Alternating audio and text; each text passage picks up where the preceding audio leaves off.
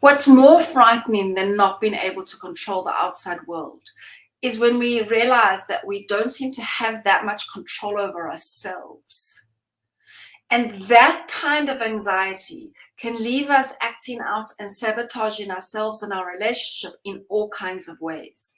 My name is Jo from Love Shift Academy, and I'm the host of the Dare to Love Club, where I show people how to break free from negative relationship patterns. And control is a behavior that shows up in our relationships. That is one of the most harmful things that can result in a relationship ending. And if it doesn't result in a relationship ending, it can do a lot of damage both to the other person and to yourself. And we don't have that much control over the outside world, but we do have influence over it. And so much of that influence relies on how we're showing up. And at some point in all our lives, we are faced with the loss of control. That we experience a situation and we experience within ourselves just as if our whole world is crumbling. And it brings many people to what is known as an existential crisis. It's almost like the first time you're really faced with your humanity, that and how vulnerable you are in this earth that we inhabit, and how vulnerable you are with yourself. I remember my mother would say to me that as a teenager, I just thought I was invincible. And there is something about the teenage energy that makes you believe that you are invincible. And that's not so, of course, for all teenagers. There are some teenagers who have an incredibly vulnerable time with themselves and with others, and who even take their lives at such a young age.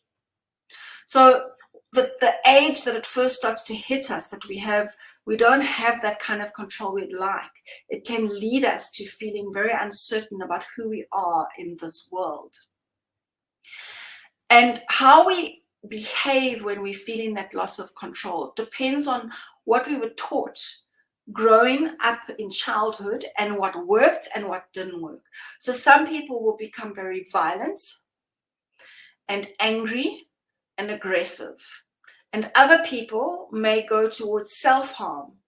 So where you have on the extreme end, a person, in order to control a situation and a person, they might even take a life. On the other end, a person might take their own life because they're feeling so out of control and so unable to shift not just what's happening on the outside, but to shift themselves, to shift the way they feel about themselves, the way they feel emotionally. And it can, when you feel like you have no agency, when you feel like you don't have what it takes to impact yourself and how you're feeling about your life, and to impact situations and circumstances in your life, it can lead to depression and helplessness and despair. For other people, when they feel like they haven't got that control, they can go towards substances. So taking sleeping pills in order to sleep at night, taking stimulants in the day to be able to show up and perform as this high-pressured environment at work is expecting you to perform. It could be alcohol or social media or weed, anything to just numb the edge of just how out of control you're feeling.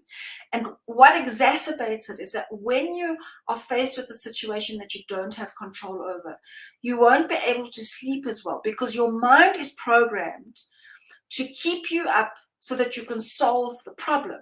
But not all problems can be solved in a night.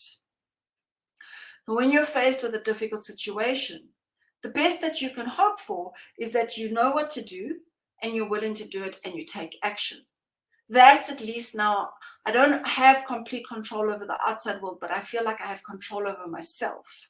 It's frightening enough to realize that you don't have control over a situation. But when you're faced with not having control over yourself, that is when it becomes so amplified. The terror, the anger, the resentment.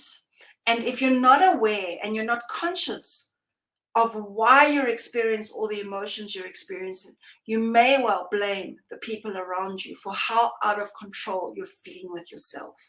So this week, I'm talking about control, how it shows up in relationships, how it shows up in you, and some of the things that you could start doing. And I look forward to seeing you tomorrow. My name is Jo from Love Shift Academy. I'll see you then.